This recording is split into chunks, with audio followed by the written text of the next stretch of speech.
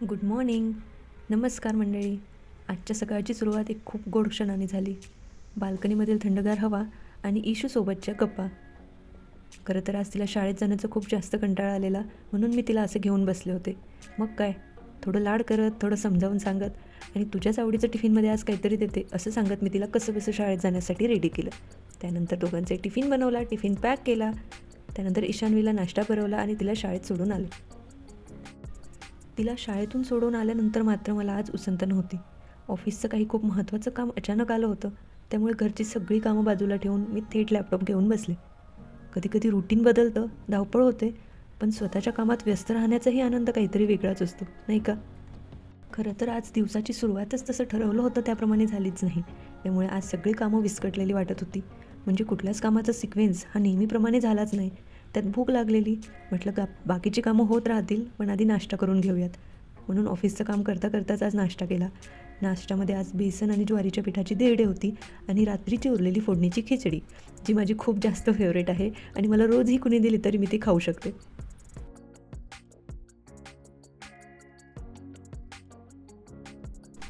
आज कामाच्या नादात वेळ कसा गेला ना अजिबात काही कळलंच नाही. घड्याळाकडे बघते तर लक्षात आलं, कारण ईशान्वीला पटकन जाऊन स्कूलमधून घरी आणायचं आहे, त्यामुळे पटकन आंघोळ उरकली.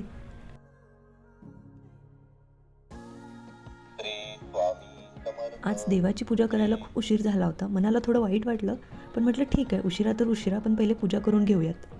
कारण देव आपल्या वेळेचा नाही तर आपल्या भक्तीचा, आपल्या श्रद्धेचा भुकेला असतो. पूजा आटोपली आणि त्यानंतर मी ईशान्वीला स्कूलमधून घेऊन आले.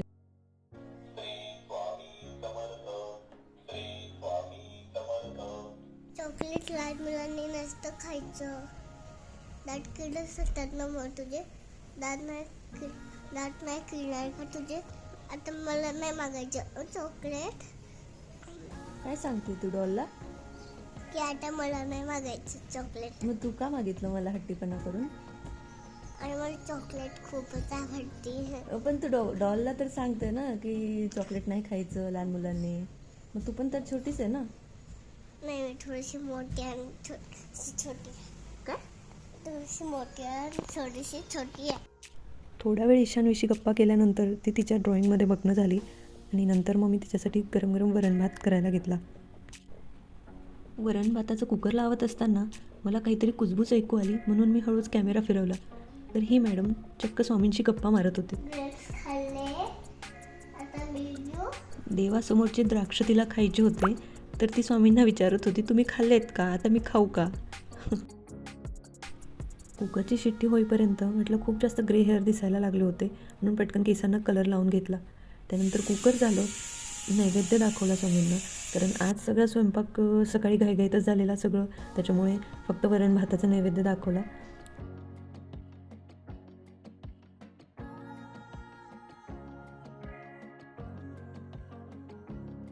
काय केलंय तू हे? काय केलंय तू हे?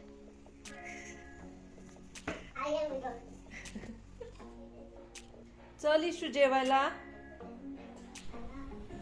ईशान्वीचं जेवण झालं, त्याच्यानंतर मी पण माझे जेवण करून घेतलं आणि इकडे ईशान्वीला खूप जास्त झोप आलेली. झोप आली तुला? चला झोपव.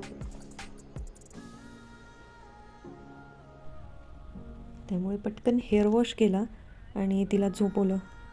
केस सुकवल्यानंतर थोड्या वेळ झोप घेतली, जी आमच्या दोघींनाही दुपारी हवीच असते. दुपारी झोपेतून उठल्यावर उन्हाळ्यासाठी काहीतरी हलका फुलका स्नॅक्स बनवायचा होता, त्यामुळे मुरमुऱ्याचा चिवडा बनवायला घेतला. छान शेंगदाणे, डाळ्या, कढीपत्ता आणि खोबरं घालून छान कुरकुरीत चिवडा तयार केला.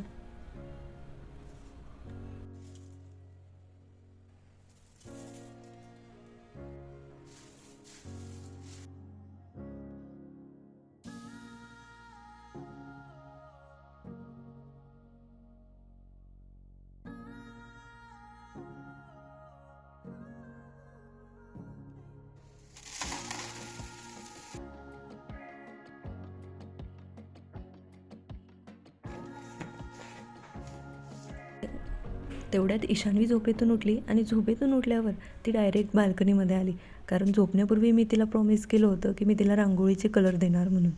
ईशान्वीला रांगोळी काढायला खूप जास्त आवडते.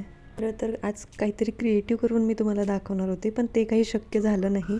पण आज तुम्हाला ईशान्वीची कलाकारी बघायला मिळाली. आई तुम्हाला माझी रांगोळी पाठवशील आणि माझा व्हिडिओ पाठवशील. कुणाला? मला असं अजून सगळ्यांना. अजून कोणत्या माला? शितेमाळा, दीपमाळा. दीपा मा आहे का?